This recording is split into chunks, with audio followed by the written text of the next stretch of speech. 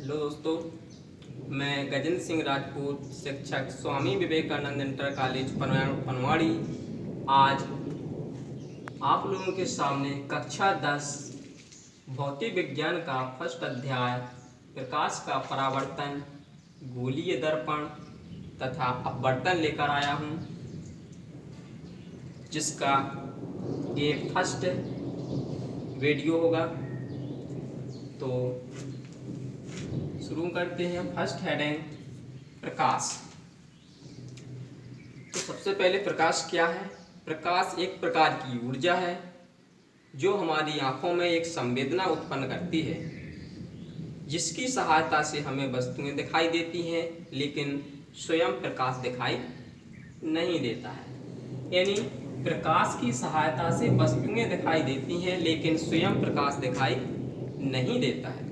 इसका कारण कि जब प्रकाश की किरणें किसी वस्तु पर पड़ती हैं और वस्तु से परावर्तित होकर के वो किरणें हमारी आँख की रेटिना पर पहुँचती हैं, तो वस्तु दिखाई देती है, लेकिन प्रकाश स्वयं दिखाई नहीं देता है। तो प्रकाश की डेफिनेशन कि प्रकाश एक प्रकार की ऊर्जा है जो हमारी आंखों में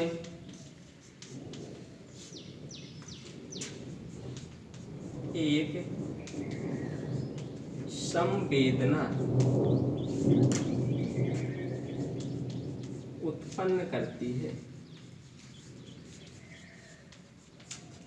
क्या है? प्रकाश एक प्रकार की ऊर्जा है जो हमारी आंखों में एक संवेदना उत्पन्न करती है। इसके बाद आता है प्रकाश के गुण।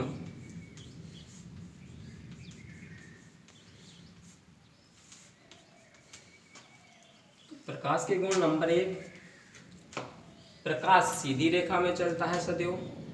यानी पहला हो जाएगा प्रकाश किरण एक सीधी रेखा में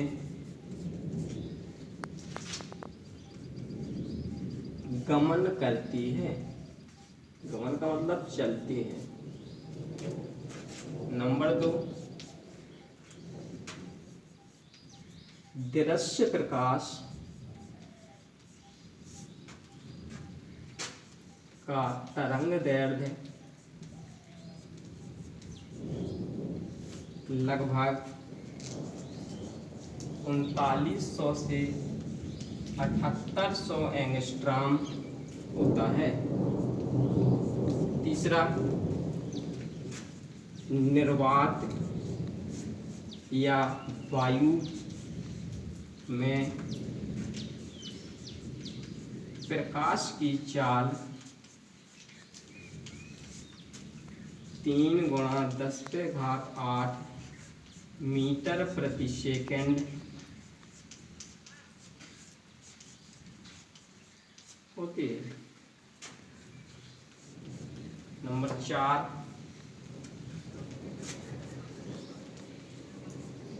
प्रकाश में परावर्तन,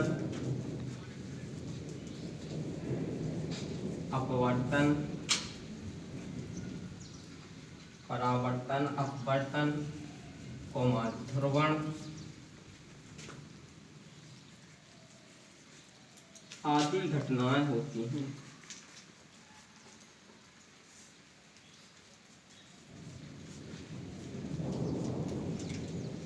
तो ये प्रकाश के गुण हो जाते हैं। प्रकाश किरण सदैव सीधी रेखा में चलती हैं। दृश्य प्रकाश का तरंगदैर्घ्य 3900 से 7800 एंगस्ट्रॉम होता है। निर्वात या वायु में प्रकाश की चाल 3 × 10⁸ मीटर प्रति सेकंड होती है। और प्रकाश में परावर्तन, अपवर्तन, ध्रुवण आदि घटनाएं होती हैं।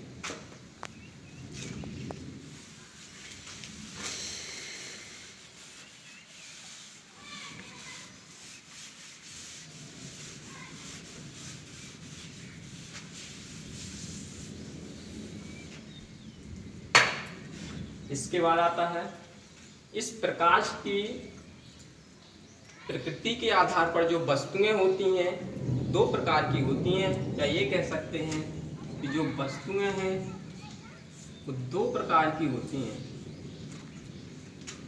एक कहलाती हैं दीप्त वस्तुएं और दूसरी होती हैं अदीप्त वस्तुएं।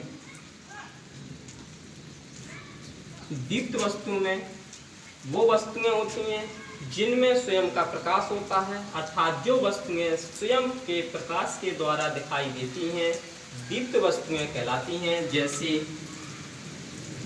वैद्युत बल्ब,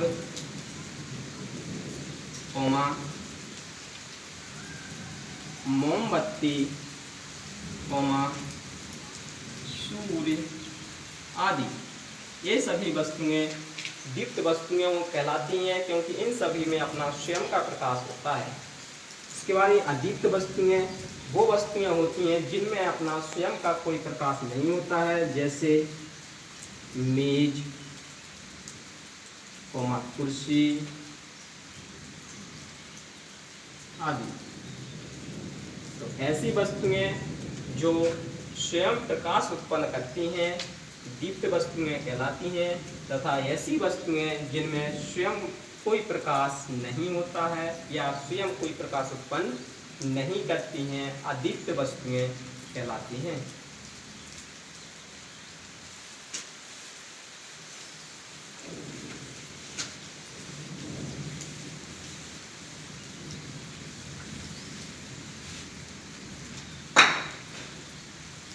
इसके बाद आता है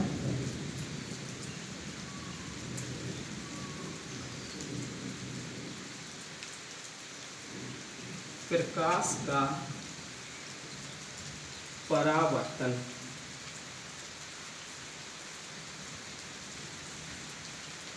तो परावर्तन का मतलब होता है किसी पृष्ठ से टकरा करके वापस उसी दिशा में लौट जाना परावर्तन कहलाता है।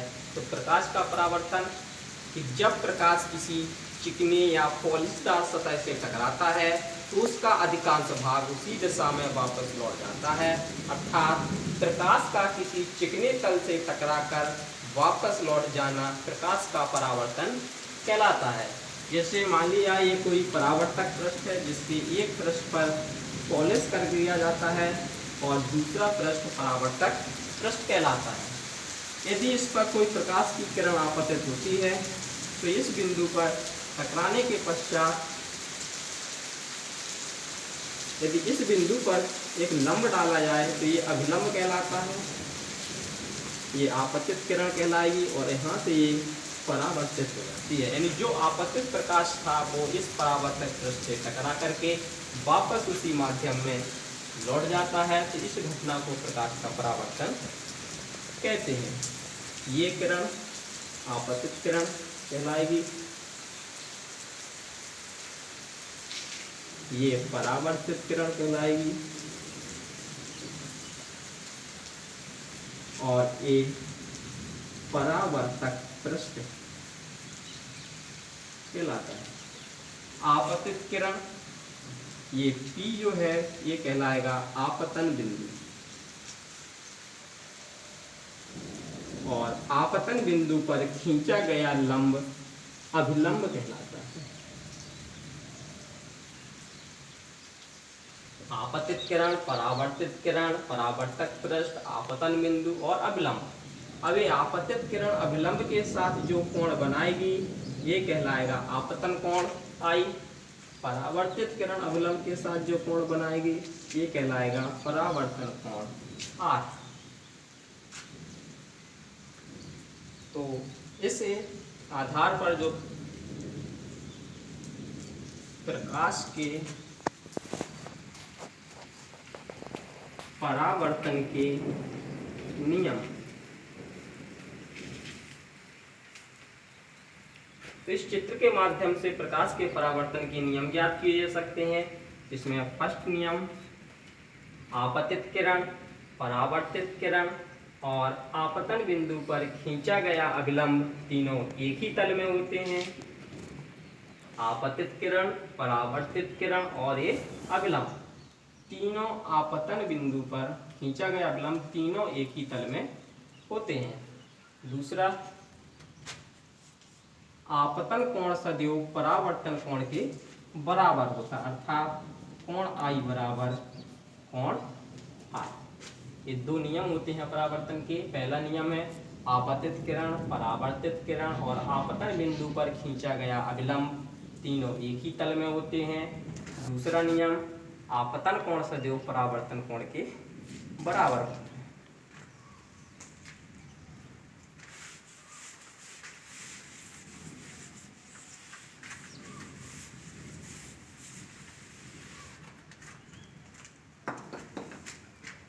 इसके बाद आता है दर्पण। तो सबसे पहले दर्पण समझते हैं क्या होता है। तो दर्पण कांच का एक कटा हुआ भाग होता है जिसके एक तल पर पॉलिश तथा दूसरा तल परावर्तक होता है। दर्पण मुख्य रूप से दो प्रकार के होते हैं। नंबर एक, समतल दर्पण और नंबर दो, गोलीय दर्पण। नंबर एक समतल दर्पण, नंबर दो गोलीय दर्पण। तो दर्पण क्या है। दर्पण कांच का एक कटा हुआ भाग होता है जिसके एक पृष्ठ पर पॉलिश तथा दूसरा पृष्ठ परावर्तक होता है। ये मुख्य रूप से दो प्रकार का होता है, समतल दर्पण, गोलीय दर्पण। अब समतल दर्पण क्या होता है। तो समतल दर्पण जब किसी समतल कांच की प्लेट के एक पृष्ठ पर पॉलिश करके दूसरा पृष्ठ परावर्तक हो, अर्थात जिस दर्पण का परावर्तक पृष्ठ समतल हो, ऐसे दर्पण को समतल दर्पण कहते हैं। जैसे ये पॉलिश किया पृष्ठ हुआ और ये जो तल है ये परावर्तक तल कहलाएगा इस तरह से, तो ये कहलाएगा समतल दर्पण। गोलीय दर्पण क्या है। गोलीय दर्पण दो प्रकार का होता है। नंबर एक, उत्तल दर्पण और नंबर दो, अवतल दर्पण।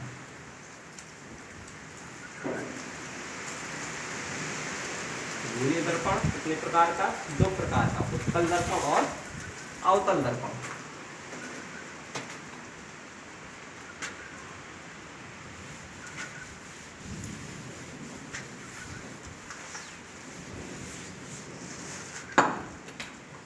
तो समझते हैं गोलीय दर्पण।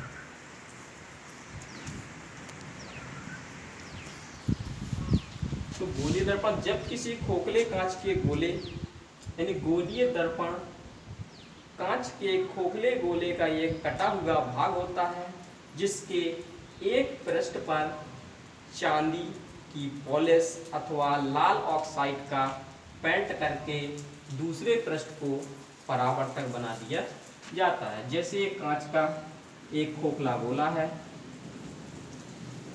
यदि हम इसके किसी भाग को काटें, जैसे इसको दो भागों में काटते हैं तो ये बना, एक ये बना।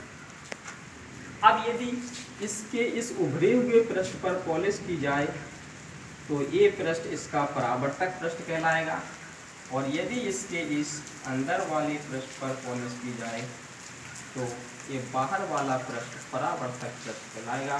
तो जब भी कोई प्रकाश की किरण आकर के टकराएगी तो यहाँ से परावर्तित हो जाएगी। तो इस प्रकार से जो गोलीय दर्पण है वो दो प्रकार के हो सकते हैं, एक जब अंदर वाले पृष्ठ पर पॉलिश हो और एक जब बाहर वाले पृष्ठ पर पॉलिश हो।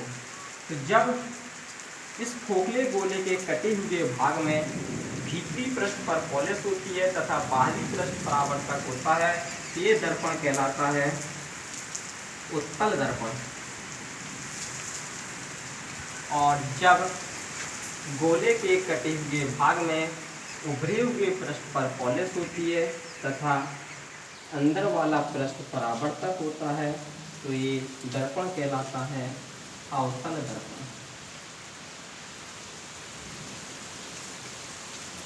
इस प्रकार से गोलीय दर्पण दो प्रकार के हो जाते हैं, एक उत्तल और एक अवतल, जो कि दोनों ही कांच के खोखले गोले से काटकर बनाए जाते हैं।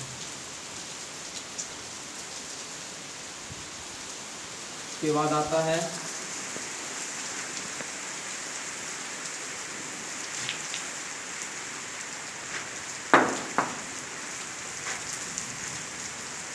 गोलीय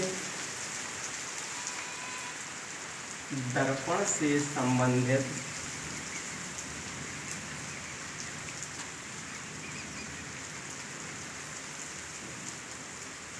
कुछ परिभाषाएं।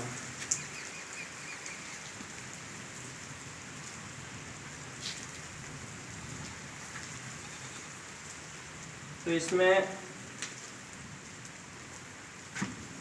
सबसे पहले आता है ध्रुव, फिर आता है दर्पण का व्यास, या इसी को बोल सकते हैं द्वारक। इसके बाद मुख्य अक्ष, इसके बाद वक्रता केंद्र, इसके बाद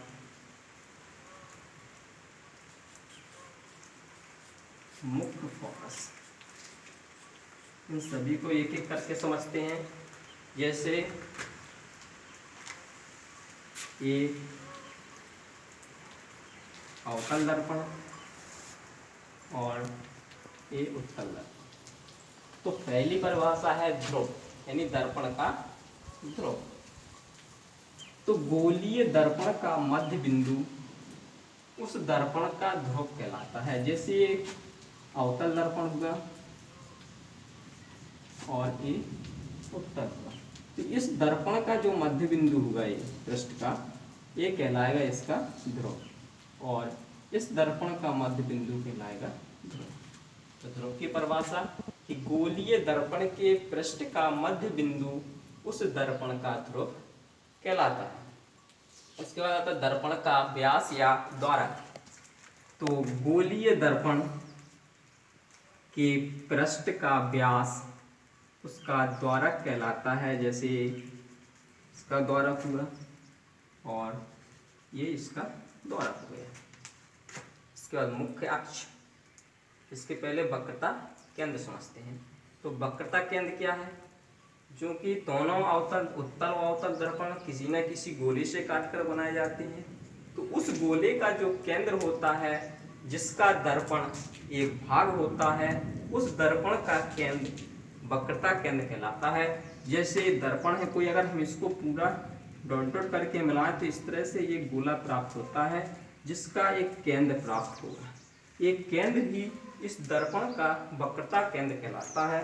ठीक इसी प्रकार इस दर्पण का भी एक गोला प्राप्त होगा, जिसका केंद्र इस दर्पण का वक्रता केंद्र कहलाता है। तो वक्रता केंद्र की परिभाषा हो जाएगी कि गोलीय दर्पण जिस कांच के खोखले गोले का एक भाग है, उस गोले के केंद्र को वक्रता केंद्र कहते हैं। इसे सी से व्यक्त करते हैं, यानी ध्रुव को पी से व्यक्त करेंगे और वक्रता केंद्र को सी से व्यक्त करेंगे। इसके बाद आता है मुख्य अक्ष। तो दर्पण के वक्रता केंद्र और ध्रुव को मिलाने वाली रेखा मुख्य अक्ष कहलाती है। एक बार फिर से, वक्रता केंद्र और दर्पण के ध्रुव को मिलाने वाली रेखा गोलीय दर्पण का मुख्य अक्ष कहलाती है। इसके बाद आता है मुख्य फोकस। इसको नेक्स्ट वीडियो में